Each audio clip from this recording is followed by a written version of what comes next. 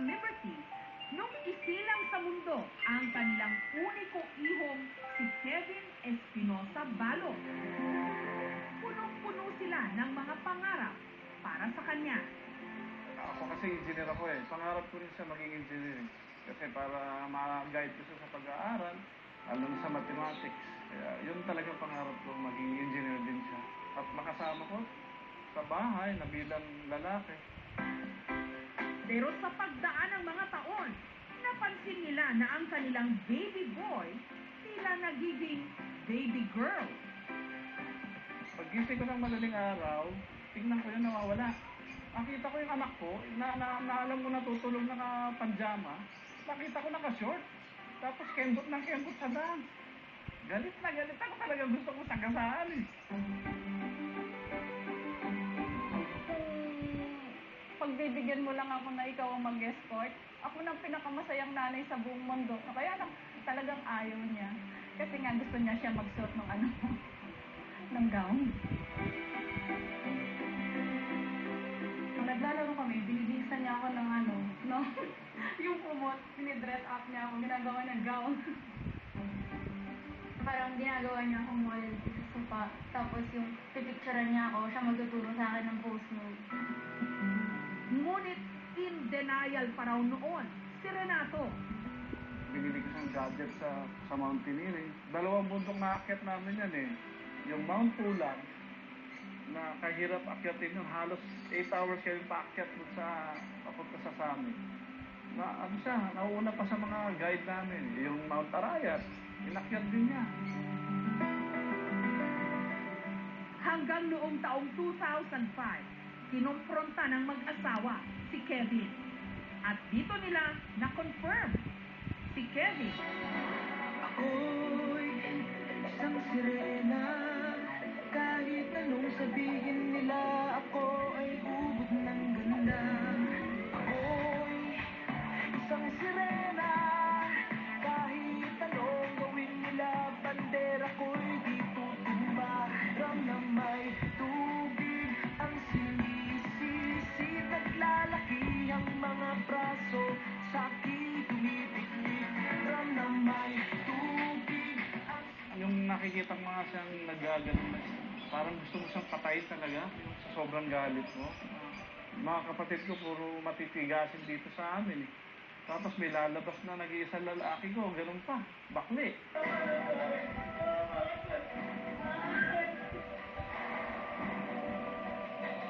Dahil dito, nagkalamat ang relasyon ng mag-ama. Pinilit namin talaga, ginawa naman namin lahat. Nandun pa yung puntong bilang ama na nasaktan ko rin naman si Kevin. Nandun yun yung punto na nakabili na ako ng kadena noon. Talagang kinakadena ko na. Meron siyang insidente nung napinalo niya dun sa ihawan. Talaga napila yung anak ko. Wala akong nagawa kundi umiyak na lang para doon sa bata. Pero ang mga pananakit, hindi naging hadlang para ituloy ni Kevin ang tunay niyang hilig, ang pagsali sa mga beauty contest.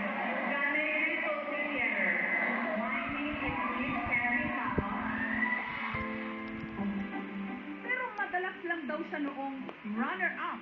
Pero nagpursige, patuloy na umasa na kapag nakapag-uwi na siya ng titulo at korona, lubusan na siyang maipagmamalaki ng kanyang ama.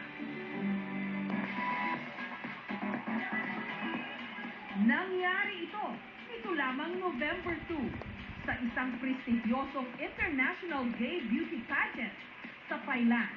Ang itinanghal na winner, ang Miss International Queen 2012. Walang iba kundi ang pambato ng Pilipinas, si Kevin Balo.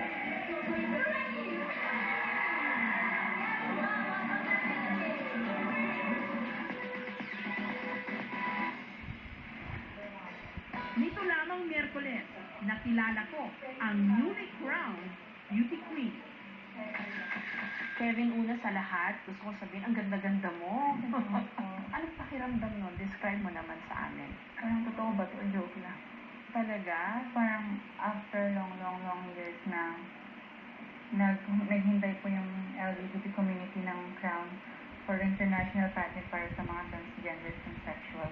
Kasi po parang hanggang first runner-up lang po, second runner-up, tapos matagal pong nabakante ang Philippines na wala sa top 3. Representing from the Philippines, the Philippines. Sa 21 kandidata ng Miss International Queen mula sa iba't ibang mga bansa, tanging si Kevin lang ang nag-iisang walang screen name. Ginamit niya ang kanyang totoong pangalan. My name is Kevin Douglas, greeting you all mabuhay. Pero alam naman po natin na kapag ikaw ay isang mother, hindi naman po ganun kadali para mag-invent ng pangalan ng inyong baby. Siyempre, gusto kong i-treasure kung ano po yung binigay ng pangalan sa akin ng parents ko. Saan mo sila tinaog? Nabasa ko po sa may long newspaper sa side na nag-stand out daw po sa things at saka sa question and answer. Ano ba yung tinanong sa'yo sa Q&A? There is one word that fits you as a Miss International Queen. What would that be and why? Ano sagot mo? I believe, my dear friends, that all of the candidates are equally beautiful and talented. But the perfect word that describes me is being simple. Because being simple makes me simply the best. Wow, talaga. Winner nga yung sagot na yun, ha? Sa swimsuit, anong pamatay? Pamatay ba yung figure mo? Yung sa yung Lakad swimsuit po ba? talaga. Yung lakad. Anong lakad ginawa mo doon? Tsunami, di ba? Malag na. Tsunami. Parang stand out talaga yung beauty mo eh. Kasi yung iba medyo muskulado. Ikaw, medyo balingkinitan talaga, slim.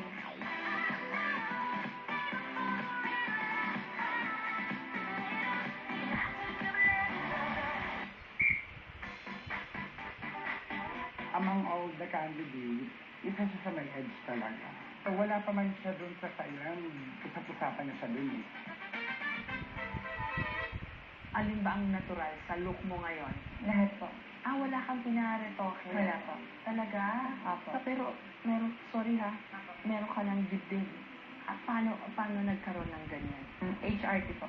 Hormonal replacement therapy. Operada ka ba o hindi? Kaya, Bakit? Ayaw mo magpa-op? hindi naman sa ayaw. Siguro, I'm waiting for the right time. Hindi ko naman expect na magkakaroon pa ng responsibility after this pageant. Kaya siguro paghintay naman po yun. Pero, Meron pa kami pre-operation. talaga? Kasama sa price? Kung kasama sa price na kung gusto mong magpa-opera, libre? Apo. Napag-usapan namin ni Kevin ang kanyang mga pinagdaanan, pati na ang pananakit noon sa kanya ng kanyang ama. Ano nangyari? Lalo na sa tatay mo? May times po talaga na gano'n. Nangyari yun? Apo. So, paano mo nalagpasan yun? Mas pinaniwalaan ko po kung ano po yung kakasaya ng puso ko. Lahat na pinagdaanan ko, nagsaglit po itong lesson of inspiration for me to be a good in the future. Ever since ba alam mo na bading ka o gay? Noong una po, parang nung bata pa lang, mayroon na po kasing naguguluhan ka sa kasarian mo. Na kung saan nung bata po ako, mayroon pong binigay sa akin na laruang robot, yung gusto ko. Nang lalaki pa siya. Ito yung robot niya. Tinago ko talaga kasi gusto ko paglaki niya, kapag tanda niya, meron siya remembrance na laruan na palala. Tapos, habang tumatagal po, nagiging ayaw ko na to. Dahil nagugustuhan ko po isang manika, isang Barbie po. Tapos, anong nangyari nung alam mo iba ka? Yung first year high school po, doon na po ako naglantad na ganito po gusto ko na maging baging Pwede magtanong kung may boyfriend ka? single. Single ka? Single, hindi complicated Single. Sinabayan ng aming team ang pag-uwi ni Kevin sa kanilang bayan sa Tarlac. Binisita niya ang dati niyang eskwelahan.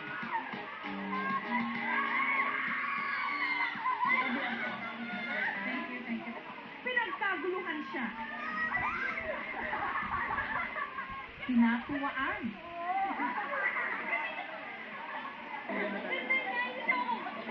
Ang ganda niya po. Tapos nakaka-proud. swimming pool yung favorite na tambayan ka rin ng high school. Diyan kami nag-girl talk ng mga friends ko na girl before. Nag-courtesy call sa Kapitolyo. Sa inyo, pinagmamalaki ka ba nila? Parang nung nagpunta po kami kahapon doon, doon ko po naramdaman na nanalo na talaga ako. Nakakita na po ako ng mga banner. Napaka-thankful ko lang po talaga sa lahat na hindi ko na-expect yung mga ganitong bagay na mangyari sa akin. Pero kung sa harap ng madla, pusturang-pustura si Kevin, sa kanilang tahanan, humarap siya bilang siya. Si Kevin Balot. Akala ko po, Maligaya. Kaya po maligaya, Mr. Walang katapusan. wow. Masakit kasi si Lolo. Nandito, umiyak si Lolo. Kasi proud na proud ako sa apo ko. Dahil sa pagkapadhalo niya. Nabili doon namin na nakilala sa buong mundo. Parangalan namin ito. Kimatig mo, gumot. God bless you. Kevin! Oo, nag-aahit na ako. Kahit sa ng kila.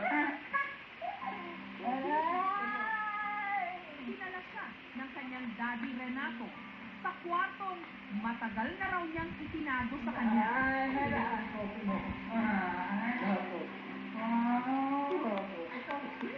Kung saan naroon ang mga tropeyo ni Kevin mula sa iba't ibang mga beauty contest na kanyang nasalihan. Ang dami, oh.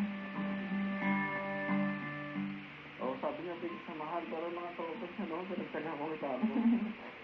Tinago ko para sa kanya. Kahit na ganito ako, that is for iba pa. Nung magkikita kami nila ng daddy, sobrang fit ako sa kanya.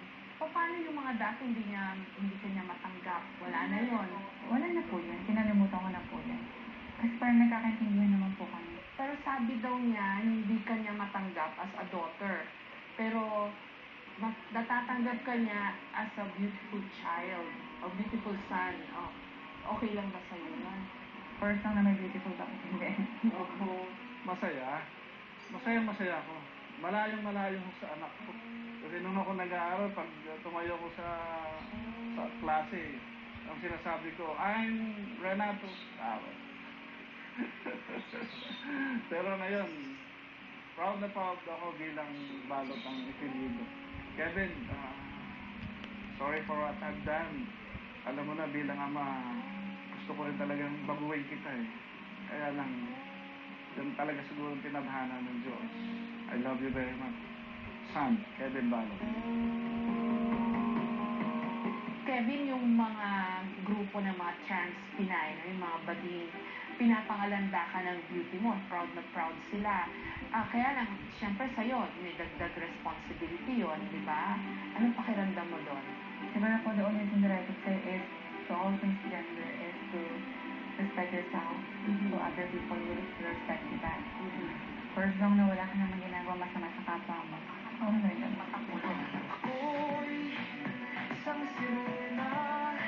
Kahit anong sabihin nila, ako ay ubod ng ganda. Ako'y isang sirena. Kahit anong gawin nila, patis. Pagkaing walang kinikilala.